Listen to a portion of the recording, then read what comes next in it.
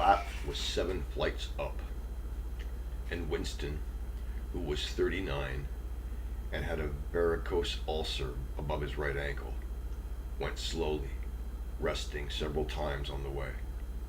On each landing, opposite the lift shaft, the poster with the enormous face gazed from the wall. It was one of those pictures which are so contrived that the eyes follow you about when you move. Big Brother is watching you, the caption beneath it ran.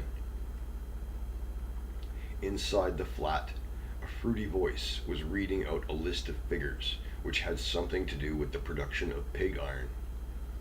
The voice came from an oblong metal plaque, like a dulled mirror, which formed part of the surface of the right-hand wall. Winston turned a switch, and the voice sank somewhat, though the words were still distinguishable. The instrument, the telescreen it was called, could be dimmed, but there was no way of shutting it off completely. He moved over to the window, a smallish, frail figure, the meagerness of his body merely emphasized by the blue overalls which were the uniform of the party. His hair was very fair, his face naturally sanguine, his skin roughened by coarse soap and blunt razor blades and the cold of the winter that had just ended. Outside, even through the shut window pane, the world looked cold. Down the street, little eddies of wind were whirling dust and torn paper into spirals, and through the sun, though the sun was shining and the sky a harsh blue, there seemed to be no color in anything except the posters that were plastered everywhere. The black mustachioed face gazed down from every commanding corner. There was one on the house front immediately opposite. Big Brother is watching you, the caption said, while the dark eyes looked deep into Winston's own. Down at street level, another poster, torn at one corner, flapped fitfully in the wind, alternatively covering and uncovering the single word, Ingsoc.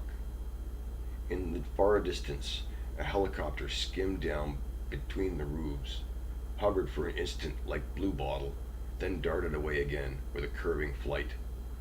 It was the police patrol, snooping into people's windows. The patrols did not matter, however. Only the thought police mattered. Behind Winston's back, the voice from the telescreen was still babbling away about pig iron and the overfulfillment of the ninth three-year plan. The telescreen received and transmitted simultaneously.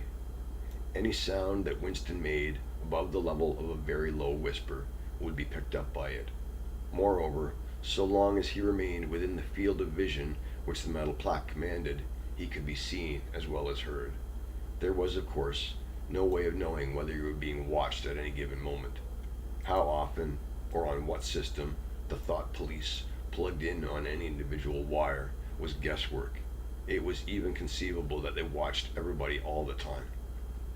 But at any rate, they could plug into your wire whenever they wanted to. You had to live, did live, from habit that became instinct, in the assumption that every sound you made was overheard, and, except in darkness, every movement scrutinized. Winston kept his back turned to the telescreen. It was safer, though, as he well knew, even a back can be revealing. A kilometer away, the Ministry of Truth, his place of work, towered vast and white above the grimy landscape. This, he thought with a sort of vague distaste, this was London, chief city of Airstrip 1, itself the third most populous of the provinces of Oceania. He tried to squeeze out some childhood memory that should tell him whether London had always quite been like this. Were there always these vistas of rotting 19th century houses, their sides shored up with balks of timber, their windows patched with cardboard, and their roofs with corrugated iron, their crazy garden walls sagging in all directions, and the bombed sites where the plaster dust swirled in the air and the willow herb straggled over the heaps of rubble, and the places where the bombs had cleared a larger patch, and there had sprung up sordid colonies of wooden dwellings like chicken houses. But it was no use. He could not remember. Nothing remained of his childhood except a series of bright tableaux occurring against no background and mostly unintelligible. The Ministry of Truth, Minitrue in Newspeak, was startlingly different from any other object in sight. It was an enormous pyramid structure of glittering white concrete, soaring up, terrace after terrace, 300 meters into the air. From where Winston stood, it was just possible to read, picked out on its white face in elegant lettering, the three slogans of the party. War is peace. Freedom is slavery. Ignorance is strength.